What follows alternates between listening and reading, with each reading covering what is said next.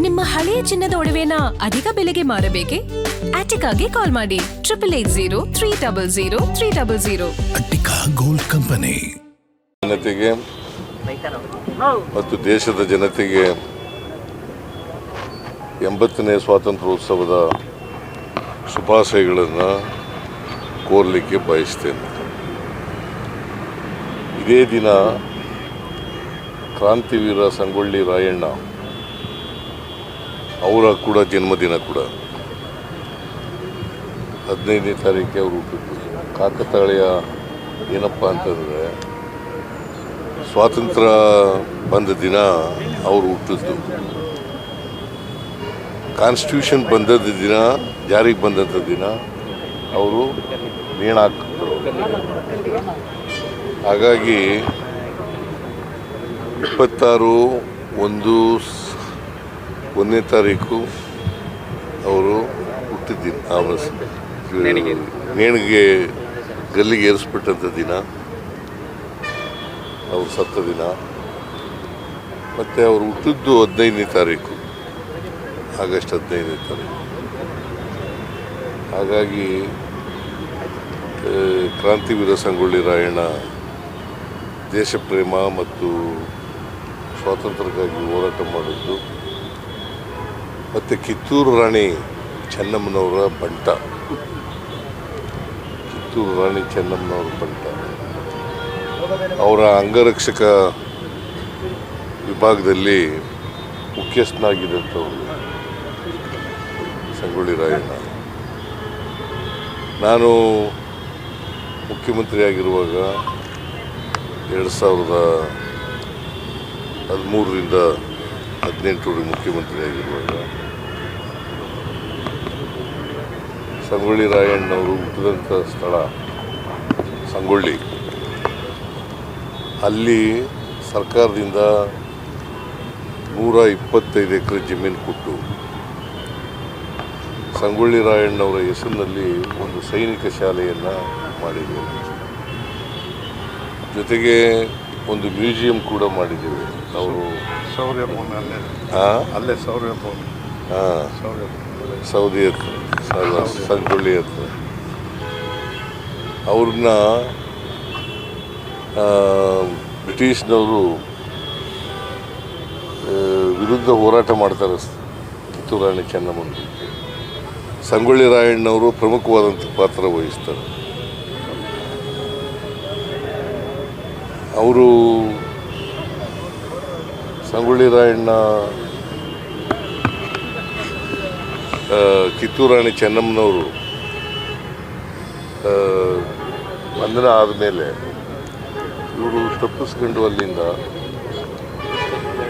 ಕಾಡಿನಲ್ಲಿ ವಾಸ ಮಾಡ್ಕೊಂಡು ಅವ್ರದ್ದೇ ಆದಂಥ ಒಂದು ಸೈನ್ಯ ಕಟ್ಟಿಕೊಂಡು ಬ್ರಿಟಿಷ್ನವರಿಗೆ ಚಳ್ಳೆ ಹಣ್ಣು ತಿನ್ನಿಸ್ತಕ್ಕಂಥ ಕೆಲಸವನ್ನು ಮಾಡ್ತಾರೆ.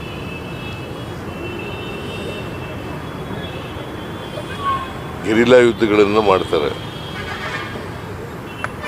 ಬ್ರಿಟಿಷ್ನವರಿಗೆ ಭಾಳ ಕಠಿಣವಾದಂಥ ಸವಾಲುಗಳನ್ನು ಒಡ್ತಕ್ಕಂಥ ಪ್ರಯತ್ನ ಮಾಡ್ತಾರೆ. ಹಾಗಾಗಿ ಕುತಂತ್ರದಿಂದ ಬ್ರಿಟಿಷ್ನವರು ಸಂಗೊಳ್ಳಿ ರಾಯಣ್ಣವ್ರನ್ನ ದಸ್ತಗಿರಿ ಮಾಡ್ತಾರೆ. ಆಮೇಲೆ ವಿಚಾರಣೆ ಮಾಡಿ ಅವರನ್ನು ನೇಣುಗಂಬಿಗೆ ಏರಿಸ್ತಕ್ಕಂಥದ್ದು. ಅವ್ರ ಜೊತೆಯಲ್ಲಿ ಇನ್ನೂ 6 ಜನ ನೇಣುಗಂಬ ಏರ್ತಾರೆ. ಮತ್ತು ಇನ್ನೂ 6 ಜನರಿಗೆ ಅವರಿಗೆ ಶಿಕ್ಷೆ ಕೊಡ್ತಾರೆ. ಸೊ ಸಂಗೊಳ್ಳಿ ರಾಯಣ್ಣ ದೇಶಕ್ಕಾಗಿ ತ್ಯಾಗ ಮಾಡಿರ್ತಾರೆ, ದೇಶಕ್ಕೋಸ್ಕರ ಪ್ರಾಣ ತಿರ್ತಾರೆ. ಅಂಥವರ ಜನ್ಮದಿನ ಇವತ್ತು. ಜನ್ಮದಿನದ ರಾಜ್ಯದ ಜನ್ಮದ ಶುಭಾಶಯಗಳನ್ನು ಏರಿ ಆಮೇಲೆ ನಂದಿಗಡ ಅವನ್ನ ನೇಣಾಕಿದಂಥ ಜಾಗ ನಂದಿಗಡ ಅಂತ. ಅಲ್ಲಿ ಇವತ್ತು ಕೂಡ ಜನ ಹೋಗ್ತಾರೆ. ಸಂಗೊಳ್ಳಿ ರಾಯಣ್ಣನ ಶಾಲೆ ಮಾಡಿರ್ತಕ್ಕಂಥದ್ದು ನಮಗೆ ಅದು ಒಂದು ಶೈಕ್ಷಣಿಕ ಮತ್ತು ಸಾರ್ವತ್ರಿಕ ಜನ ಹೋಗ್ತಕ್ಕಂಥ ಜಾಗ. ಅದು ಹೋಗಲಿ ಅಂತಲೇ ನಾವು ಮಾಡಿರ್ತಕ್ಕಂಥದ್ದು. ಇವತ್ತು ಎಷ್ಟು ಜನ ವಿದ್ಯಾರ್ಥಿಗಳಿದ್ದಾರೆ? 560 ಜನ ದೇಶದ ಅನೇಕ ಭಾಗಗಳಿಂದ ಬಂದು ಅಲ್ಲಿ ಸೈನಿಕ ಶಾಲೆಯಲ್ಲಿ ಕಲಿತಾರೆ. ಒಂದು ಏನಪ್ಪ ಅಂತಂದರೆ ಸಂಗೊಳ್ಳಿ ರಾಯಣ್ಣವರಿಂದ ಪ್ರೇರಣೆ ಆಗಬೇಕಾಗಿರ್ತಕ್ಕಂಥದ್ದು ದೇಶ ಪ್ರೇಮ, ತ್ಯಾಗ, ಬಲಿದಾನ. ದೇಶಕ್ಕೋಸ್ಕರ ಅವರು ಭಾಳ ವರ್ಷ ಬದುಕಿರಲಿಲ್ಲ, ಸುಮಾರು 35 ವರ್ಷ ಬದುಕಿದ್ರು. ಅಷ್ಟರಲ್ಲಿ ದೇಶಕ್ಕೋಸ್ಕರ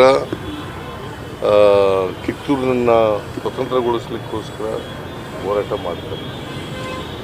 ಸೊ ಅಂಥ ಕ್ರಾಂತಿವೀರ ಸಂಗೊಳ್ಳಿ ರಾಯಣ್ಣ. 15 ಹುಟ್ಟಿದ್ದು 26 ಅದು ಹೇಳಿದೆ ನಾನು, ಹೇಳಿದೆ. ಸೊ ಅವ್ರನ್ನ ಸ್ಮರಣೆ ಮಾಡ್ಕೊಳ್ತಕ್ಕಂಥ, ಅವರಿಂದ ಸ್ಫೂರ್ತಿಯನ್ನು ಪಡ್ಕೊಳ್ತಕ್ಕಂಥ ಕೆಲಸವನ್ನು ಇವತ್ತು ಎಲ್ಲ ಯುವಕರು, ವಿಶೇಷವಾಗಿ ಯುವ ಸಮೂಹ ಮಾಡಬೇಕು ಅಂತೇಳಿ ಆಗತ್ತೆ,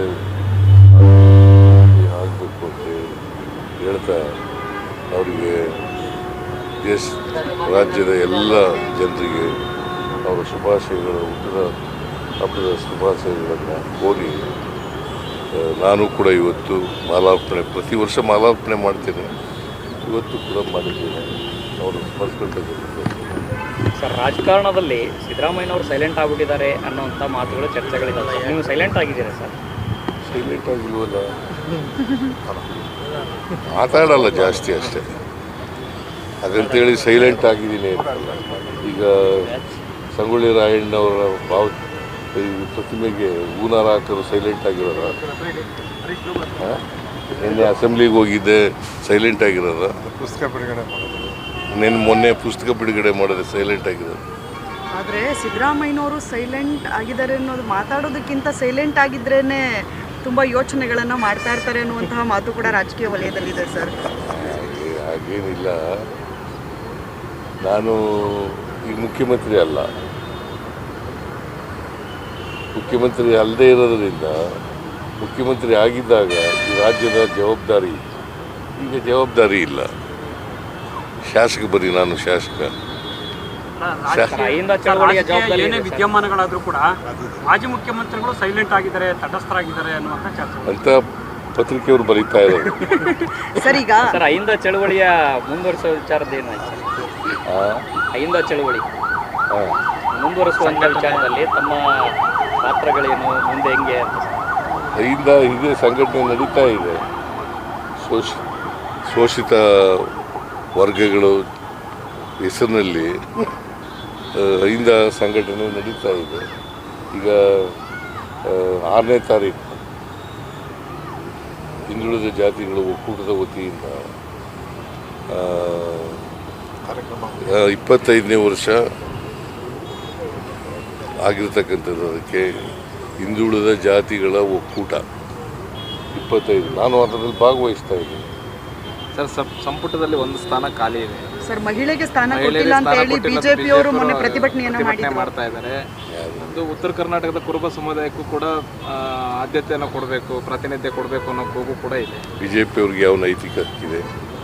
ಅಲ್ಪಸಂಖ್ಯಾತರು ಈ ದೇಶದ ಪ್ರಜೆಗಳಲ್ವ, ಅವ್ರಿಗೆ ಕೊಡಲಿಲ್ಲ?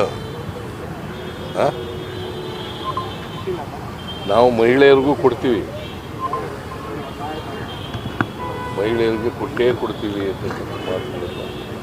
ನಾನು ಬಹುಶಃ ನಾನು ಹೈಕಮಾಂಡ್ನವ್ರಿಗೂ ಹೇಳಿದ್ದೀನಿ, ಮಹಿಳೆಯರಿಗೆ ಕೊಡಬೇಕು ಅಂತ. ಗ್ಯಾರಂಟಿ ನ್ಯೂಸ್, ಸುದ್ದಿ ಖಚಿತ, ನ್ಯಾಯ ನಿಶ್ಚಿತ.